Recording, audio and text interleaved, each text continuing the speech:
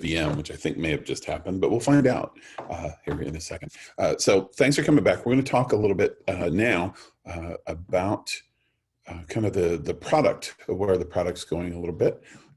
John, can we get there? Thank you. Let me go ahead and share my screen so I don't forget to do that this time. And we've got even fewer slides this time, but I want to start. We're going to talk a little bit about kind of a product sneak peek. We're going to look at, we'll talk just very briefly about 14.4, and then we're going to talk about 14.5. We're going to talk about what's on the horizon and some really good stuff that's going on. But before I start that, I want to say thank you. And that may seem a little weird to start off a presentation saying thank you.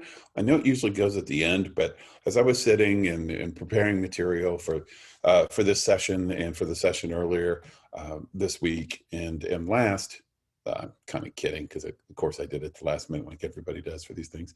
But as I was sitting and doing material yesterday frantically, I realized how blessed I am and how lucky I am to have a job that I enjoy doing so much and working with a product that I enjoy working with, and especially working with such a terrific worldwide team of people that we have at FileWave and the people that are producing the product, because that's not what I'm doing. I'm not producing the product.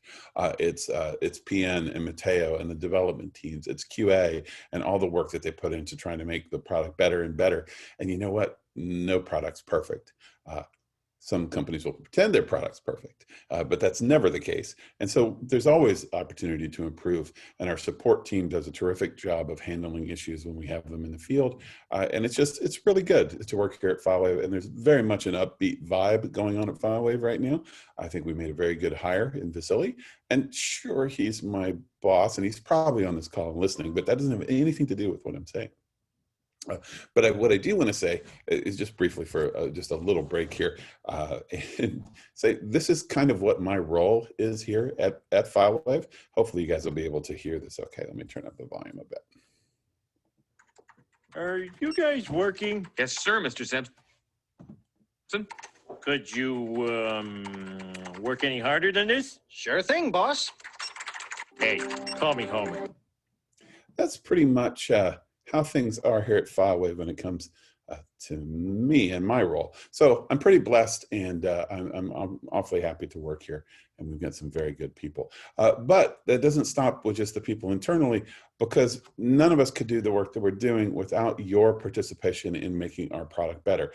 And I don't mean that in any way other than with a real attitude of gratefulness, because we have such great partners in our customer community that's willing to work with us during times where we have an issue or when it comes to talking about how we make a product better, how we do new features.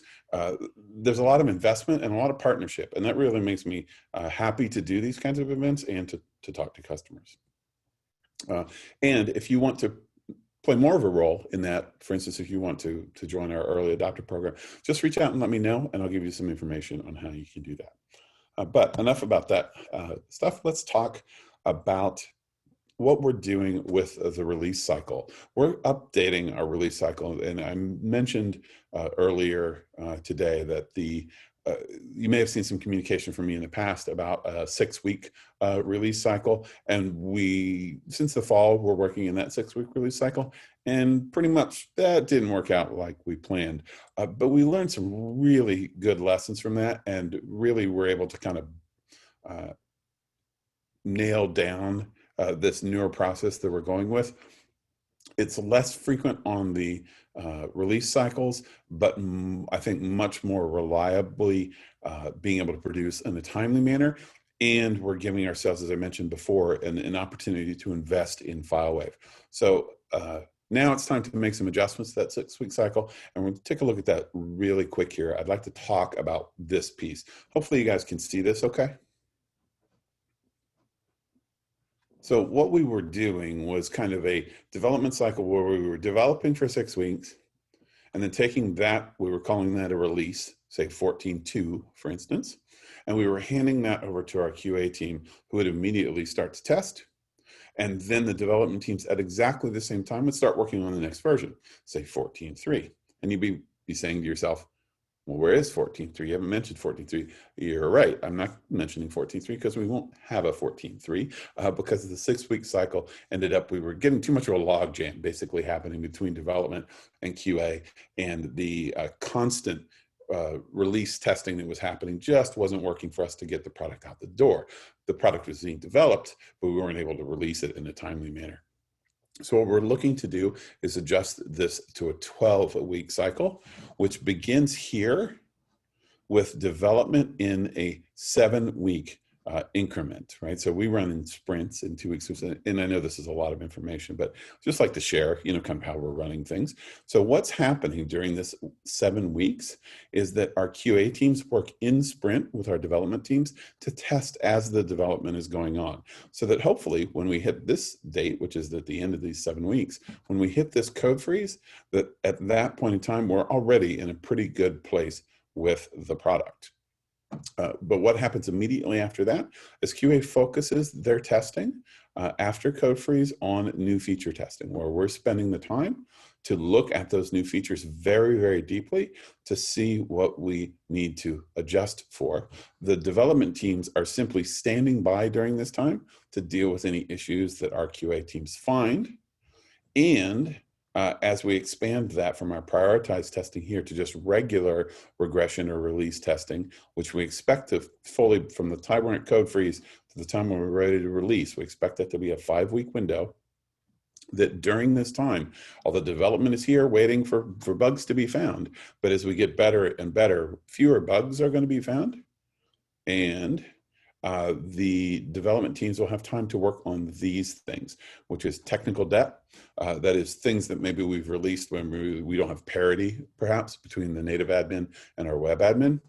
Bug fixes, small things from the field that aren't exactly broken and aren't harming anything, but would sure be better if we fixed them.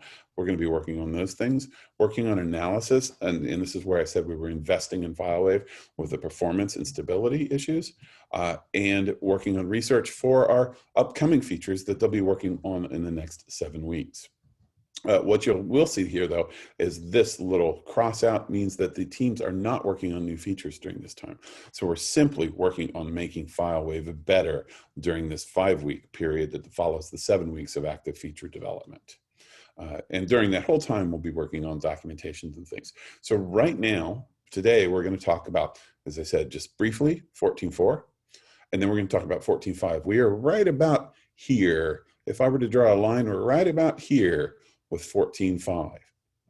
So you can see, well, if I'm drawing a line here, I'm basically talking about 3.5 weeks or so until we're at a place where we expect the 14.5 version to be in a release state.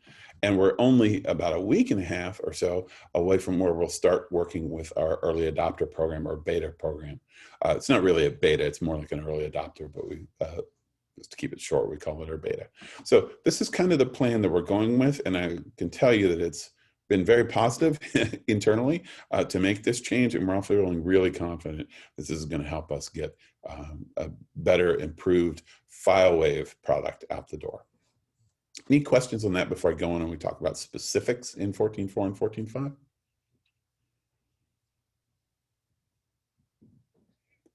All right, I'll take that as a no. All right, so let's talk a little bit then about, well, I'm going to cheat for a second. I'm going to hop out of the presentation and just talk about 14.4 real quick. As I mentioned, we had this kind of log jam effect that was happening with our versions where we weren't able to get them out the door as quickly as we could build them. So 14.4 will most likely release next week. But it's kind of a soft release. We're not really going to send a bunch of announcements out about it. As we have releases, some of them are quite large and have a lot of features, like 14.5 that we're going to talk about here in a second. But we're also, we have less feature-rich versions like 14.4. And there's one thing from 14.4 that I'm going to show you in a moment when we hop in the FileWave admin. But that'll probably release next week, but you may not want to hurry and go do that because I think we'll have 14.5 sometime in the June timeframe is what we're looking at for a release for 14.5. But this slide in particular, the last of our slides, was really fun to put together because this is such a fun list. And we're going to go take a look at each of these things in a moment. First, we've got mass manual and fully automated conflict resolution for those of you who have struggled, which I think has been a lot, with dealing with the conflicts that are caused by certificates and naming conflicts and those types of things. We're going to take a look at that.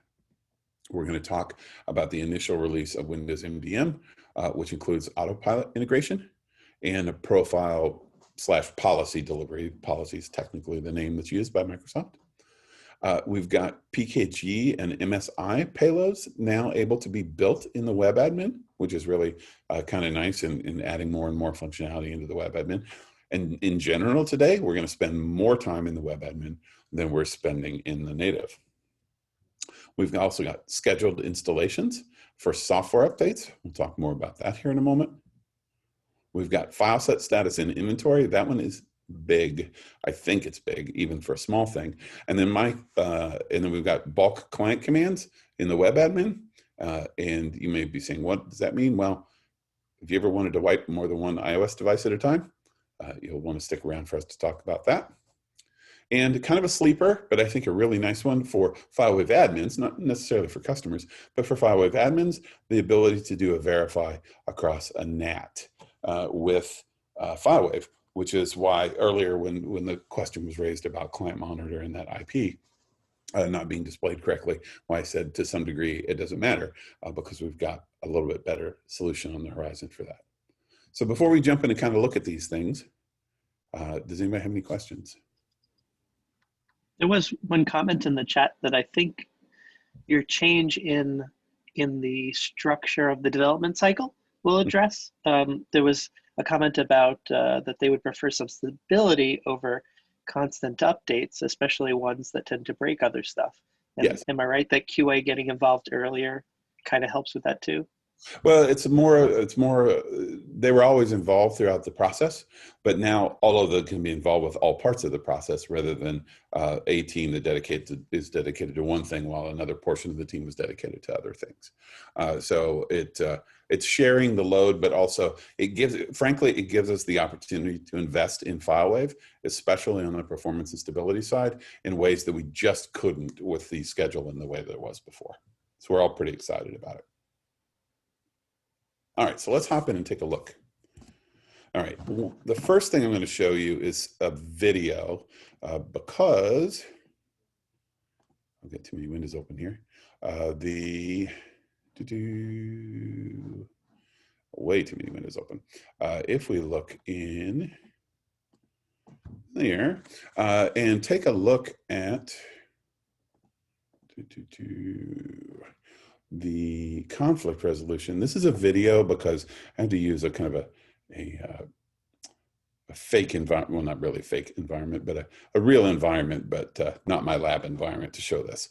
So we've had a lot of feedback, a lot of accurate feedback, and feedback we understood about the introduction of certificates and some of the conflict resolution stuff that was introduced in FileWave 13.1, that it's caused lots of problems in production environments. We've heard that pretty clearly and pretty loudly over a period of time.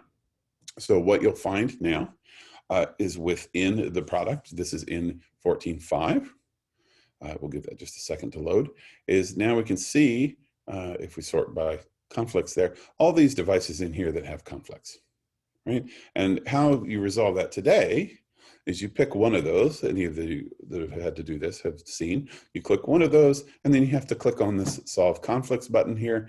And in an earlier iteration, it would solve that one conflict and then close the window, and then you had to come back in. We made a tweak to that to make it so it didn't at least close the window. But now, in this version 14.5 of FileWave, you'll see here that we can take a selection of entries. Here I think I've got a dozen or so, and we can mass resolve them. And there's an option to show the details from this view and then look at each individual device to see what the conflict is, what the old one is, what the new one is. And then we can choose what to do with that. So here I'm choosing to replace the old clients with the new. It resolves and then tells me that it has then solved that conflict for 13 devices. So that's the manual method for doing the conflict resolution. But you may not want to do that at all. You may say, hey, I always want to resolve that in the same way.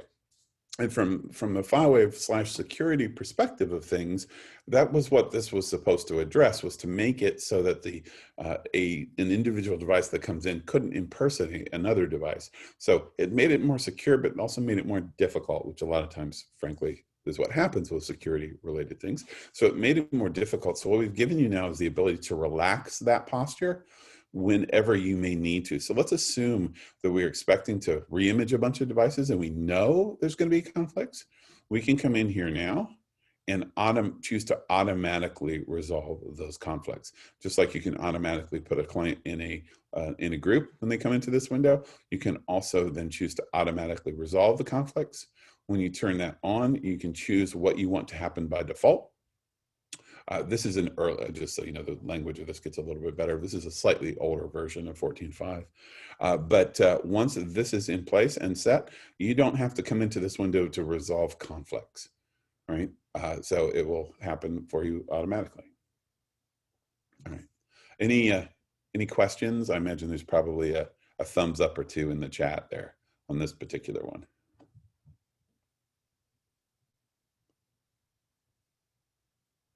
Or maybe not. No, yeah, just a lot of super helpful, excellent. And what version is this available in? Which would be 14.5, right? Yeah, 14.5, and we should be, as I said, we should be seeing that within about a month, that should hit the street. So this is a big one for us, and we're really happy for that. I'm going to hop back and forth a little bit between my presentation so I remember to talk about everything in our list. So what do we have in there as well? Well, we've got the Windows MDM initial release, although I think I might talk about that a little later. Let's talk about PKGs and MSIs in the web admin. So we're constantly trying to move functionality into the web admin. Which one do I want? I think I want this one. Yeah. So we're trying to move functionality into the web admin, and I think I've mentioned this before, but we're not just trying to move things in here, we're trying to move them but make them better when we do so. So the things that we talked about earlier about feature requests tied directly into us moving things into the FileWave admin. So let's look at a couple of things here in that web admin. The first thing we're going to look at is the ability to create payloads now, and we're going to see in here that there's some new buttons, that there's a create profile, and we're going to come back to this one in a second and talk about Windows profiles. But on the create payload side, we can click that and then we can create a payload. So let's say FileWave admin Windows. I think I may have done this one before, right? So we can create a new one, right? And what can we do here? Well, we can choose to, there will be drag and drop eventually, but drag and drop's not in this version. We can click to upload a file. I'm going to go to my downloads and say, hey, where is my FileWave admin? And I think I said Windows one, so we'll go grab the Windows MSI and say open. And what we're going to see is that's going to start uploading. You might not see it immediately on this. Let's give that a second to at least show us a little progress. There we go. All right, so that's starting to upload. And one thing that you won't see here that's a little bit hard for me to demonstrate is this is also going to recover from a network event. So if this stream of upload is interrupted for up to, I think, about 25 seconds, it will recover and resume, which is something that I think all of you have witnessed in the native admin, and it doesn't do that. So we're pretty excited about that feature. But not only that, also this, that I can go over into payloads while that's happening and create another payload and say, this is my FileWave, right? And do the same thing and choose then to bring up my PKG. Right now, the faucets themselves are relatively in size, not yet incorporating scripts and the other things that go along with these kinds of faucets, but we'll be working on that soon. So this one's uploading as the other one is uploading. And if we sort that, we'll see that there's our Apple one, here's the Windows one, and I don't remember whether it shows progress, but when we click on it, so the Windows one, for instance, we'll see that progress in here as it's continuing to go. But our work is not interrupted by this thing uploading, so it's not modal in the way the native application is, and it can survive a network event, which we're pretty happy about. So that was that one, right? What do we have next on our list? And please do interrupt me, Josh, if you have any kind of questions or anything. Scheduled installations. This has been a long requested feature and will eventually move. Sorry, I need to be in the web admin for this one. This will eventually move to all Faucet types or payload types, not just software updates, but our first iteration of this is related to software updates. And there's kind of two very significant changes in here. So if I go into, say, this update for Big Sur, you know, this isn't that dissimilar than what you saw before, but you could see that there was this Big Sur update and then I've got a device that needs it. And we could assign it, we could do that before too. But two new things in here. Actually, let me remove this so that we'll just kind of clean that out. There's two new concepts in here. One is the ability to add a group, and I realize my window is not tall enough to show that. But there's the ability here to add groups. So you can actually target groups with this update, which is something that we've not had the ability to do before. So I can add a group like my patch testers group. So I can search for patch, for instance, and I've got some patch groups. And where's my Mac patch testers group, for instance? Maybe I want to assign this update to that group. When I select that, that will put it in here, and it shows you the number of devices. So in this case, none is the number of devices that are in here, but I could choose to assign to that group, and then any devices that show up in that group that are needing this patch will get it. This does not mean that it assigns this update to every device that's in the group. It's only every device that's in the group that needs the update. Has anybody noticed yet what the other significant change in this window is? It's this little button right here, this rollout plan. So when we go to this all group and show our individual machine, or when we go to group, either one of these things, we can define a rollout plan. Now, this will eventually be configurable by yourselves to specify the time windows, but we started with static ones, which are weekend, non-business hours, and non-business hours and weekend. These are set in this release, but eventually you'll have the ability to define your own windows. What this means is that we can take, say, this group, and we can set a rollout plan for this group and say that this group can only get these updates during non-business hours, say Monday through Friday. And that then allows the update to be delivered to the device. It's transferred to the device ahead of time, but it will only install within the hours that are specified by the rollout plan. Now, that, as I said, that will eventually move not just for software updates, but to all payload types. And hopefully we'll see that expand into things like VPP updates, et cetera, so that you have much more fine granular control over how these things are rolled out. And you may say to yourself, why is that important? Well, it's important from a network capacity standpoint. Maybe I don't want to roll out Big Sur to all these devices that is at 5.3 gigs during the middle of the production day. Maybe I don't want it during the school day. I can define that it happens off hours, right? Or in this case, on weekends as well. There's probably some questions on that one, I'm guessing. Anything in the chat on that one, Josh? Will Microsoft updates be scheduled as well? Is it really? Yeah, it's not just. Will this be for everything? Yeah, it's for all software updates. So same thing for a Windows update. Exactly the same thing. Right. So in fact, we'll go through the exercise of doing it because I've got that as well. Right, so if we look in my patch group, I've got my Windows patch testers, for instance.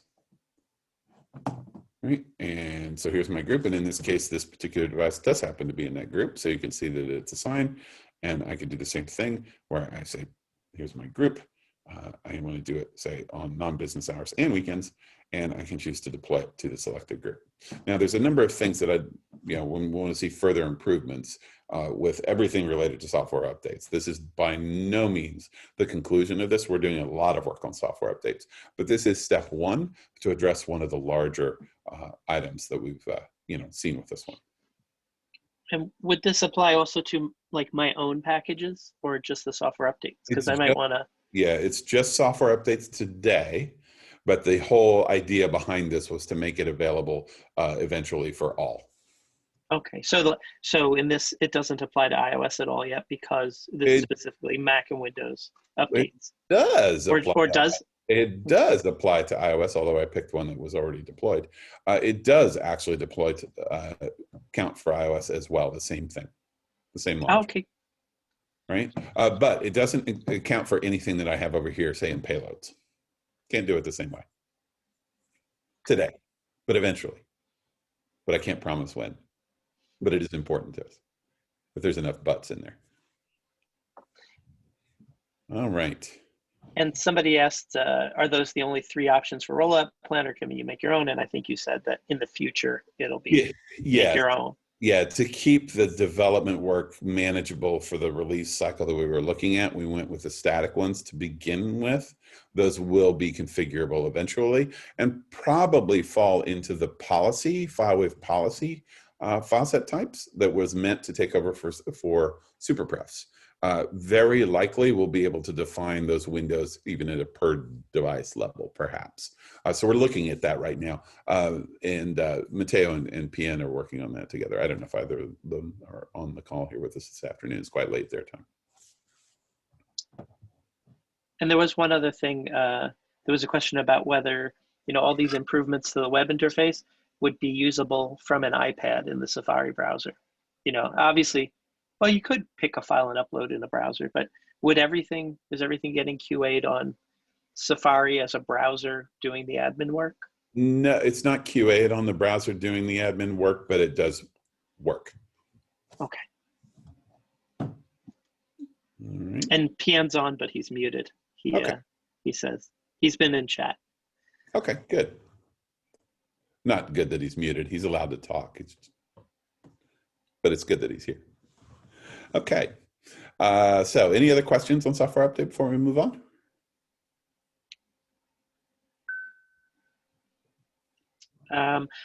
So there was a comment, and this is an obvious thing, that they have an increasing problem with knowing when to go to the web admin versus use the native admin. Mm-hmm. And that's, I think, just because we're at this tipping point of putting things enough in the web admin that you want to go there, right?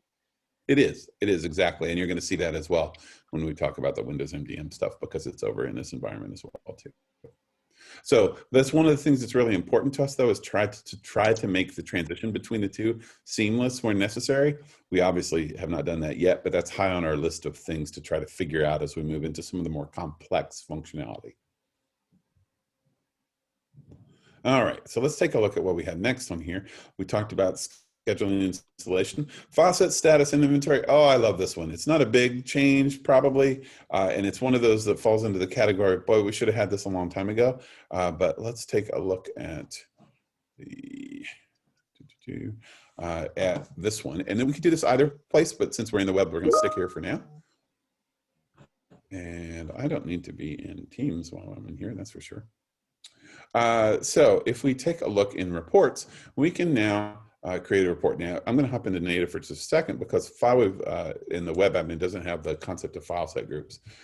If we look at a particular faucet, so I'm going to look at Firefox, for instance. I've got this Firefox for Windows. I can come into my faucet view. I don't know if I can get that. Yeah, I can. And click on report, and I'm going to get this report. Some of you probably use this. For some of you, maybe it's you didn't know this was here, but you can come and look at the status of faucets or the status of payloads with relation to them going to the endpoints. And I can kind of see the same thing in the web admin. If I go into payloads and I go look for Firefox, okay, and where's my Windows one? It's here. And I can look at that and see the same thing. How many are completed? How many are yet to be done? And if I look here on the devices, I can see the same thing.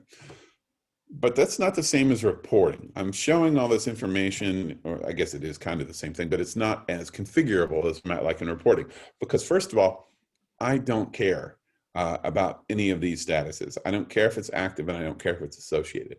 Because associated means it hasn't run yet, but probably because it's kiosk and or the device hasn't been online. And active means that it's installed and worked. And we all know operational. You really just don't care about anything that works. You care about the stuff that's broken. And that's where we've had a problem in reporting in FileWave for a while. So now we can do a report, and I guess I'll start it in native, and then we'll take a look at it in the on the website. So we can do an inventory query here in native, and we can do a new query for this. And what we're going to do is we're going to look at Faucet, and we've got the Faucet name that we want to report on. So we'll set a criteria for that and say that it is Firefox for Windows, right? And so if we look at that here, we're going to see that we see that, and there's a couple of versions of that in the report. Now, what do we want? That's our criteria of what we kind of want in here, but we sorry, 1 second. I've got a virtual machine that shut down on me. I might have to scrap that part of my demo, but we'll see. So here we've got this particular file set that we want to report on. And what we're going to look at is, if we remove this filter, we're going to notice this new section called File Set Deployment Status, which gives us an installation status, the last time we got that status, and what the last status was, and then the status date. So I'm just going to add all of those fields. Okay. And in fact, I don't really care very much about the Faucet ID. So I'm going to remove that. And I'm going to remove the version as well. All right. So what I'm seeing here is the status of these deployments to machines, but I probably want device name in there for my devices, so I know to which machines. And then I want to set this to make sure that the main component is the deployment status, not the individual faucet. And what do I get? I get the same information here that I was seeing in that other report. I can see the active ones and the ones that are associated. If I save that, then I need to name it.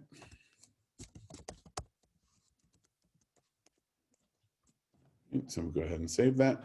And then I can see the same thing in the web admin. If I go into reports, and there's my Firefox V2, and now I can see the same report. So if I wanted to, then I can go ahead and edit this, and this is where we take it a step further, and actually say that in this case, I wouldn't want active and I wouldn't want associated, because those are okay statuses for me. So I'm going to add an additional criteria, and we're going to look for the status. Installation status is not. All right, and then well, we don't have all of them. You know, that's interesting. There's a bug. What did I mention that 14.5 is in QA right now? So we may have something to address on this. But completed may account for that. Let's see. It does. Right, so it's complete. It's kind of a different state or of that, and we can add an additional condition where we say that the installation status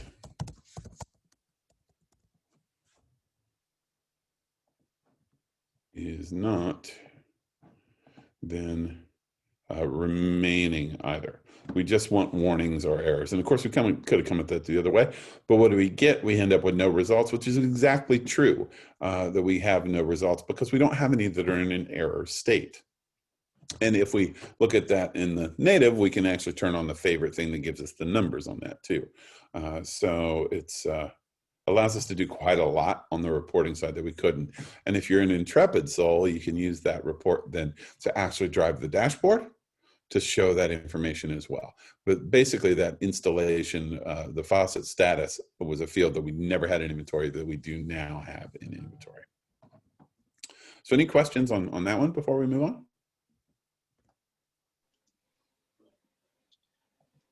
I think there was a question about whether it works with file sets in the kiosk. Maybe to know if somebody installed it through the kiosk.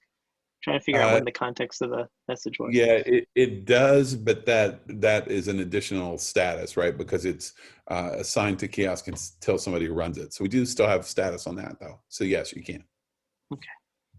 Right, but I mean, I guess really you'd probably on that one mostly want to report on the warnings and the errors. right? So you're not really going to have that if it's just kiosk associated but not yet executed. So anything that you're going to see, I think it's still going to be on the execution side. All right. And along the lines of the kiosk, there was just a question if there's new features coming for the kiosk, especially run once actions. No, but that was one of the things that I had on the I don't know if anybody noticed it, but in the product board here, when we were in the portal, one of those things was the utility scripts in kiosk is exactly that, to be able to run a thing that you could then run that thing later too. So definitely on the radar, but no, it's not in the works right now. And the ultimate plan is that the web admin would be the place to go to do all admin, and the native admin would drop off, right? I mean, at some future point. Yeah, it's not really entirely resolved how exactly we're going to do that, because there's some things that the native admin can do much better as far as interacting with the local OS. So we might have some kind of hybrid solution. We're not quite sure, but what we're sure that we're going to do is make it as seamless as we possibly can. Okay. All right. So another thing we can do, right, and this one's kind of cool, especially for those of you who manage iOS devices all the time, is that you know that you could go to an iOS device and we could pick an iOS device and we could say to wipe it. But what you could not do up until this time is pick more than one and go to choose to wipe it. Right? Now, the way this behaves is it will, if the reason this kind of took a while to develop is because of this checkbox right here that has to do with removing activation lock. What do you do if you can't remove activation lock? I'm going to go ahead and run this. And it's going to tell you that activation lock couldn't be removed on some of the devices, and then gives you an option. What do you want to do? Do you want to go ahead and proceed and try to do it anyway, or do you want to discard for any of them where there's a conflict in place? So in this case, maybe we'll say discard for conflict. Of course, that's also basically an immediate action. So if I look at this iPad, I'm probably going to see in command history an erase device command. Now, this device isn't on anyway, so it's not going to actually run this right now, but I can at least see that in the queue there. This is a big deal, especially in school systems when you're getting ready for like a summer refresh kind of thing, that you'd be able to do this kind of en masse.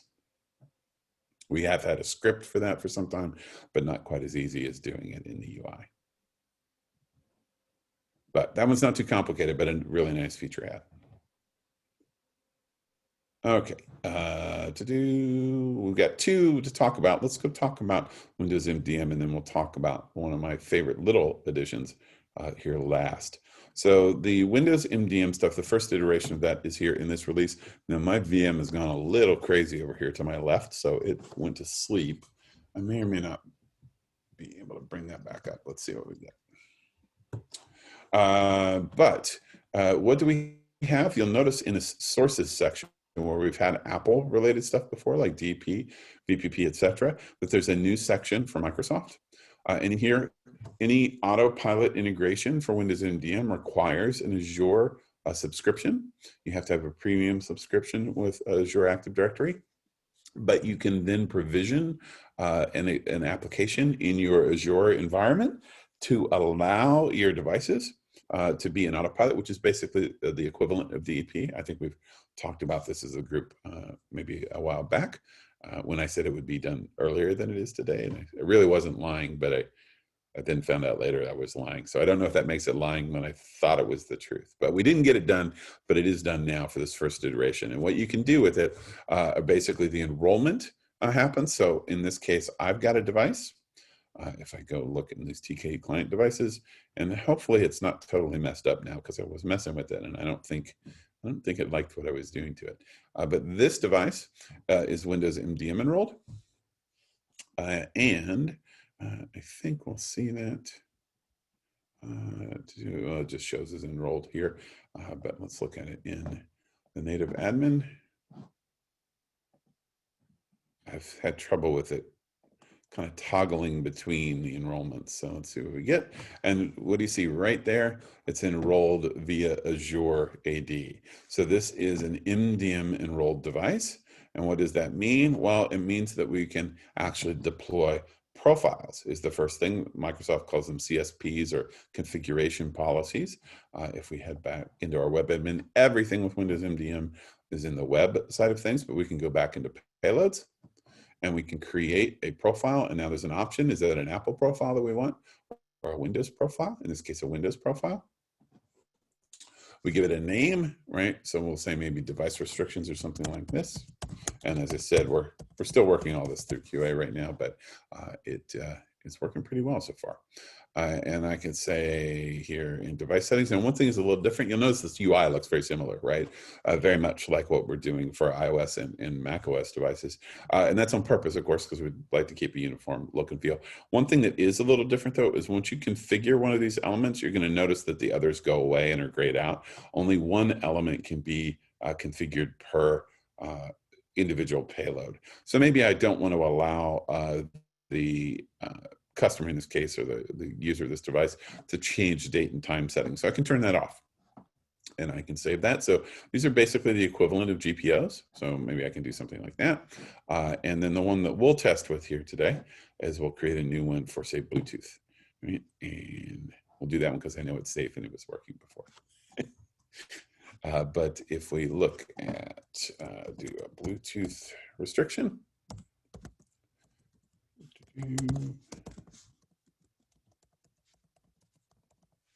and again, we'll pick what we want, in this case, a Bluetooth policy, and we'll configure that one.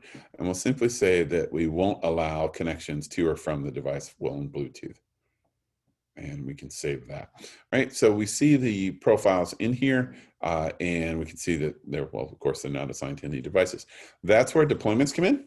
And this is what's really cool with the deployment. So we'll do an initial, we're going to add a deployment, and we'll call this our base restrictions policy or something like that, right? Because we can name them. So deployments are like associations in native, except you can kind of group things together more than just assign to groups. You can actually group them within the deployment, and you can name them, which is a little bit different. What is going to be our target for this? Well, we're going to select, in this case, just our individual device, because it's the only one that we have. Right, so we'll apply that. And then what are we going to do for payloads? Well, we'll go ahead and do our Bluetooth restriction. And we will add a payload and add Bluetooth. I didn't really want that there. So that sets our profile up, and that's about it that we have to do in here, but we'll step through. It's a direct installation, and the licensing isn't pertinent for it.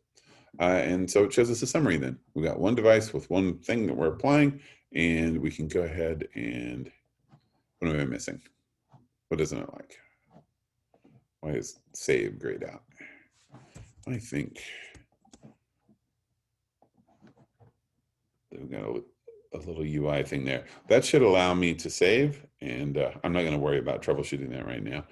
But that will then allow me to push that policy down to the device. I'm going to shift refresh this and do that one more time, just to make sure that that wasn't just a web UI thing.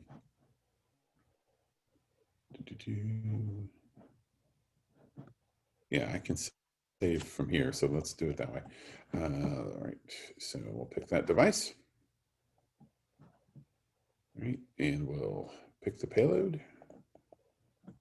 Same one. And we'll next into options, and that still looks good. And now the save's active, so something was a little goofy that time, but it just refreshed the page and we're good. And of course, we'll name this Bluetooth test or something like that. Well, we'll do base restrictions. Call it restrictions. And I don't know if you know the answer to this yet, but somebody asked if you can stack them. So let's say two policies went, one that disabled Bluetooth and one that enabled Bluetooth, but they were both assigned to the same device. That's part of the reason that's part of the reason they're split, because in the Windows MDM framework, it's kind of unknown what'll happen. The last one that gets there and is assigned will be the one that wins. So okay. That's why we try to keep them separate. So the best practice is going to be just to have one for any particular thing. But, and this is where the deployments come in. So right now I've created the first one that I called for restrictions, and that payload that I assigned was Bluetooth.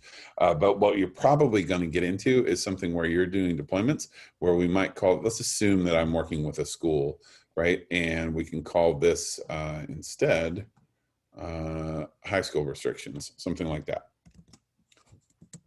Right, so we'll do normal high school restrictions and save that.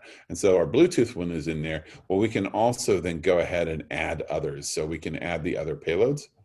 If we edit this guy, we can go into payloads and add our additional one, which was, what was the other one we did? We did device, did I call it device?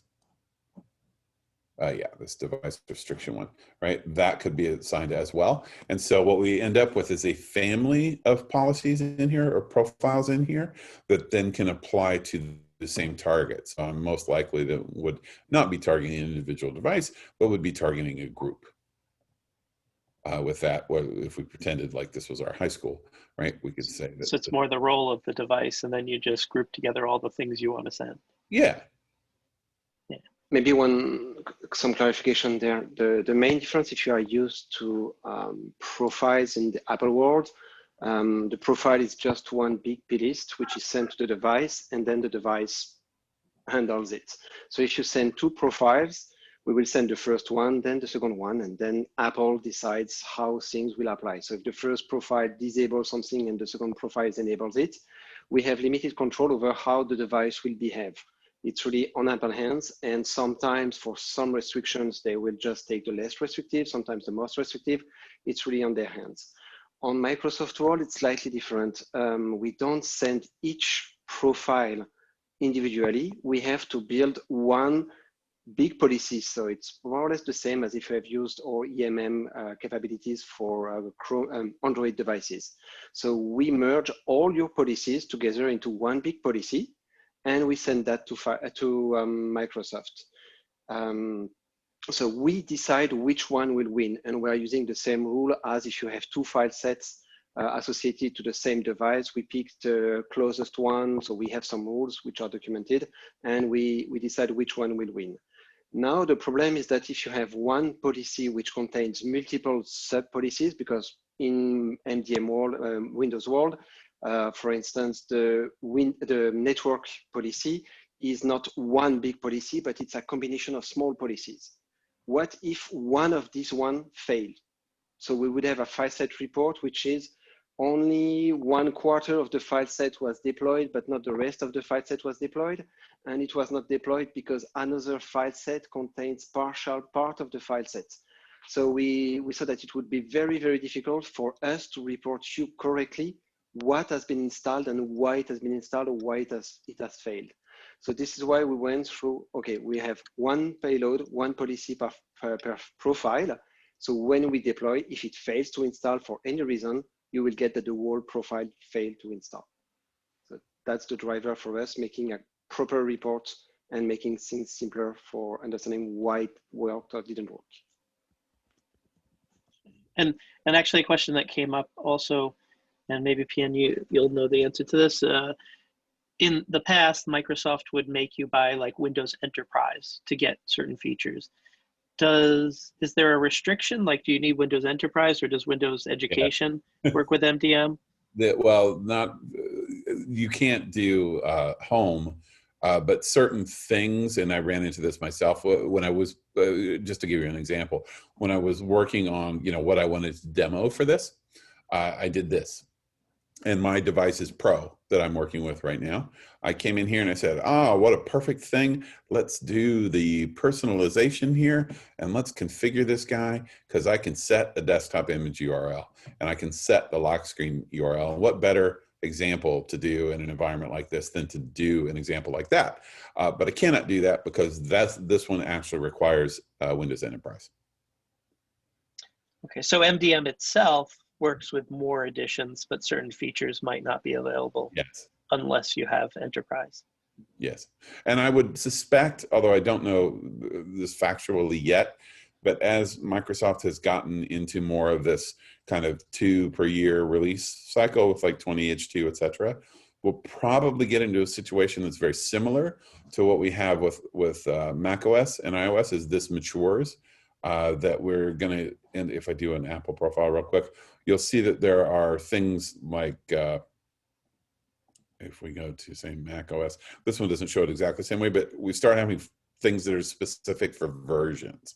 I could very much see that happening on the Windows side too, but I'm not aware of that yet. It may already be, but if it doesn't already exist, I could see it happening soon. And somebody did ask, and will the Windows MDM component have a different price or anything, or if you have Windows licenses? It's just like we do with the on the Mac OS side, where it's just a computer license, right? So there's no double dipping or anything. It's just counted as one device from a licensing perspective. So, well, let me clarify. Nothing from FileWave changes that, but there is a requirement on the licensing side with Microsoft to be able to utilize any of this, which is the premium Azure Active Directory, and there's no integration with this. So you must have Azure, and you must have the ability to run Intune. So you need to have the appropriate licenses with Microsoft to be able to do that. Right. But those just get assigned to a device, and let me see if my device is awake, and I can kind of show you at least. Is it awake? Yeah, I think I can.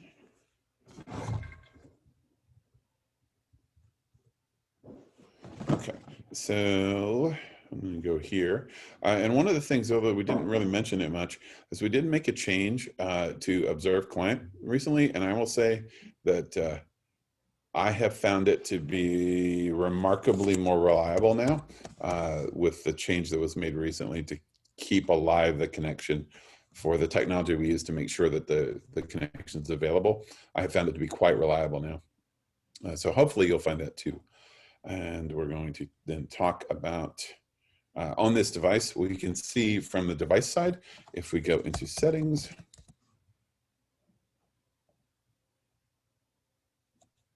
and we go into accounts, we'll see that the device is MDM enrolled, so this access work or school, and we can see that it's connected to our little test AD here. And if we go into info, you can see the things that are done. So right now I've already deployed Bluetooth policy to this device. So we can see that effective policy here, that the Bluetooth is assigned, and it actually deploys the FileWave client too. So this device, this VM that we're remoted into at this point, did not have FileWave on it. When it booted up, I logged into Azure AD using my fwx.io account, our Azure AD account. It automatically saw that I was in a group, and this is very much like DEP. It saw that I was assigned the profile for the device to be managed. It's user driven. So then it enrolled the device in autopilot. Well, technically it was already in autopilot, but it enrolled the device in MDM. And then as a result of being enrolled in MDM, it deployed the FileWave client itself. Right? So that is very much like what you have if you're used to managing macOS devices with the whole DEP workflow of the MDM enrollment happening, and then the device getting the FileWave client. Exactly the same thing happens here on the Microsoft side. What is a little different though is on the Mac side, where it's really all driven then by push notifications. There are push notifications with Microsoft, but Microsoft Windows devices also have their own client that checks in periodically with the server, just like the FileWave client does. So it will check in for commands on its own too. And that we can kind of force that to happen if we want. So there's this button here for sync, which will make it talk to the server. And then what we should see is it comes back and says, hey, it's successful, and it ran here at 1:54 p.m. Okay, but we can see that effective stuff on the policy side. And if we go into settings and we look at Bluetooth,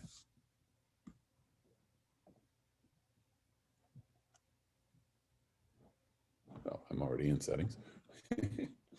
If we look for Bluetooth, if we go into Bluetooth and other device settings, you'll see that it tells me that some of these settings are hidden or managed by your organization. And see how I can't do anything with Bluetooth? I can't turn it on or off because of that policy that's assigned here. All right. Any questions on that? Do you, yeah. Sorry, do you think that the same way that Apple went to kind of thin imaging, that this might eventually do away with doing IVS for imaging, where you might use MDM to really put the machine back to factory? Yeah, I think it really will. And even in this first iteration, although you didn't see anything here as far as a command to be able to do that, I think you'll see out of Josh and myself when we publish this, we'll have knowledge base articles going along with it. That is a payload that's a PowerShell script that can be sent to a device to do very much what our Mac imaging Faucet does, which is to knock the device back into a pre-enrolled state, to wipe the data and bring it back up fresh with nothing installed. And then the user logging in will make it all then re-enroll in FileWave and get all the things deployed. So not only do I think that will happen, I think that's going to happen very quickly. For anybody that's, of course, able to satisfy the licensing requirements for Azure AD.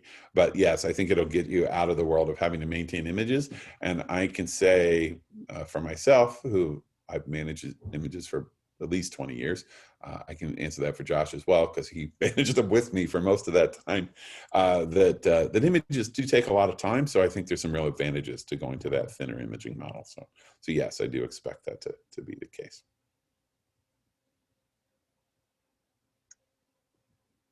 Will you shoot for feature parity with Intune on the MDM side?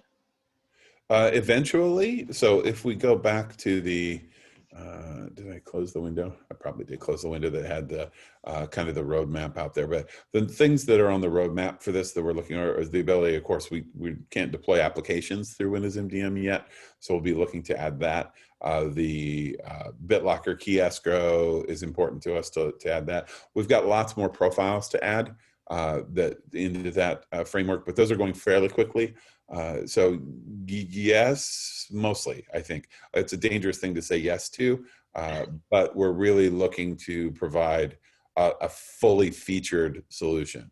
So it may be a little like some of the other platforms where we look at something and say, hey, you know what, that particular feature is not a great fit for our customers. So there may be something that we choose not to do, but at least close to feature parity, if not completely. And there was something else on that I was going to say, but I can't remember for the life of me what it was. So I guess we'll assume it wasn't important. All right, one last thing here before we kind of run out of our tech talk things and new things that are in 14.5, as well as, of course, there's lots of bug fixes and performance improvements that we're pretty proud of, and things have been running very stably. But the one thing that I really like, and it's been very helpful for me, so my own personal story here with the way I work, I've got this big old Lenovo laptop. I love it because it's got a 2 terabyte drive in it, and it's got 64 gig of memory, and it's great for running virtual machines. But it's also weighs the same as about 6 bricks. So I don't like taking it with me every day when I go over to my little office that's out in the woods. So I like to leave it in the house. And this is where our observed client fixes have been very helpful for me, that I could get back to this device. But also the thing is, when that device is natted, and I think somebody mentioned that before when we were looking at product board, that, hey, it'd be, we really need to fix this, right? This IP that shows here when a device is natted, right? So my this device that we're looking at right now happens to be sitting physically directly beside me, but it's showing an IP of 50.41.29.249, which is its natted IP. It's external firewall IP, which is then not helpful if I choose to use client monitor. So if I go to this device and I choose client monitor, what am I going to see? I'm going to see nothing, right? And one of the things we can do here from client monitor, we can verify, look at the client log, and look at preferences. So this has been kind of a long-standing issue, especially when you use boosters in your environments, that we know that booster, when we turn on routing of messages, which is really important in the bigger environments, that we know that's going to break this IP. So one of the new things that's also in the web, but super helpful and very good for me when I was doing some testing here recently, is if we hop back over to the web and we go to the same device, you notice the client monitor is here in this view, And now it doesn't have the client log or the preferences capabilities yet, though those we'll work on in future. But this is showing me the status of this device, and new technically in 14.4, but probably for everybody in 14.5, is this ability to then send a verify from either there or from here, either one of them. I can send a verify to this device right now. And even though the device is natted to me, and even though it knows that the IP address is this and that's not the right one, it's not using that IP at all. It's leveraging the same connection that the device has to use Observe Client instead. So the IP then becomes not unimportant because we want that IP, but I think PN answered a question this morning about this, that the IP is so mercurial because which one is the right one? In my case, it's very simple because I only have 2 and one's IPv6. But in many instances, I might have 6. Which one is the right network address, right? It's hard to pick which one's the right IP. This doesn't matter. When we're looking at it in this way, we can simply work with it directly because the client has initiated the connection to us rather than the other way around. So I love this feature because what that meant for me is that I could create a new Faucet, and if I wanted to test it and I didn't have a Windows device with me and I wanted it to run on this device in my house, I could assign that Faucet and do a verify. You all know that function because I'm sure you've all done it yourself when you're working on things, and you've all probably been annoyed at times when the device wasn't directly network accessible to you, but that's no longer required. So we can get to those devices directly. And that's pretty much my list. I guess I'm a little ahead of time here because I think we were slated to go to 2:15, but questions on this, on 14.5 and general direction, really anything, I guess? There were a few things. Will managing a pool of VMs in Azure be a good fit for FileWave? Automatic enrollment and continuous management within its life cycle? Yes, because anything that's in autopilot immediately would be enrolled into FileWave through just the normal deployment like we were looking at here with this VM. So when the user signs into it, if the user is in the group that has the profile assigned, it's going to MVM enroll automatically. And I think that'll be a good fit. And if you did already use Intune, will there be conflicts? Well, will there be any conflicts besides payload Windows policy groups if you're already using Intune MDM on Windows machines? Well, it can only be configured to point to one. So kind of like in the Apple world, how you have one MDM, Yeah. same thing. You'd have to pick which one. I need to say that cautiously, but I'm 99% sure that's the case. That you can only configure one at a time. In fact, I know that's the case because mine didn't work yesterday, and I couldn't figure out why. And it was because the user that I had was in 2 groups that assigned to 2 different MDMs, and it couldn't figure out what to do. And will getting around NAT also work for the Observe client? Yes, it was already supposed to. What we believe was happening, and I think it's proven out as we're seeing this updated version work, is that the solution that we have in place that reaches out to FileWave and maintains the connection from the client side would eventually time out, because what we pretty much found always was that when a device didn't work for Observe client, it had usually been up for quite some time. And normally a reboot of that device would allow you then to connect for a while, and then it would die again. So there's now a keep alive in that service that will make it refresh. PN, if you're still on, maybe you can provide a little more detail on what that change was. Yeah, what we are doing is that we are creating a tunnel which can even go through your boosters. So the native admin goes to the server, your clients are going to the server, and because both components can connect to the server, that works, and the tunnel is made that way. Now, what was sometimes happening is that the mechanism we had in place to create that tunnel would time out, and we were not able to recover from broken communication there. So it's supposed to work, and we fixed a few issues there in that area. The other thing, I mean, if you've been earlier this morning to the presentation made by Jordan, we announced that we are working on another Observe Client tool, which will completely solve that problem, because it will not be a completely homemade solution, but we will be using something else that should work much better than it is today. But it's supposed to work with double NAT already today, and it will work better with 14.2 already.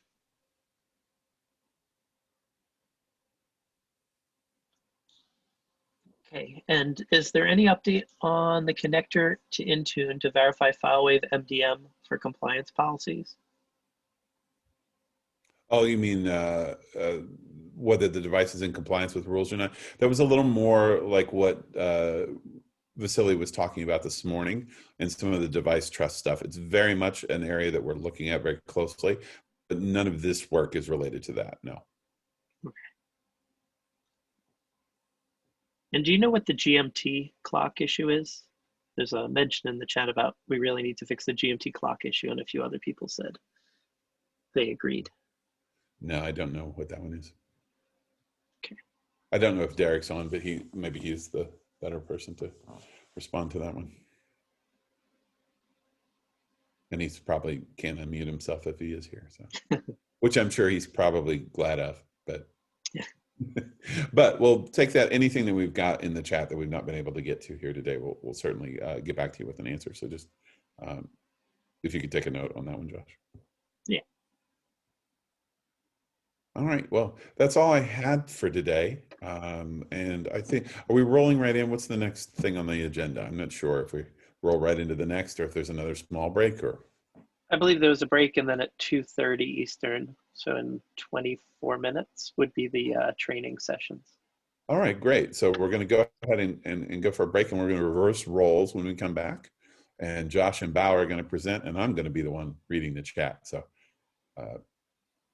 we thank you for your time, though, because and these really are quite enjoyable for myself and for the rest of the team. So thank you so much for joining, and we'll come back at the bottom of the hour and start doing some training on some specific FileWave topics. Thank you so much.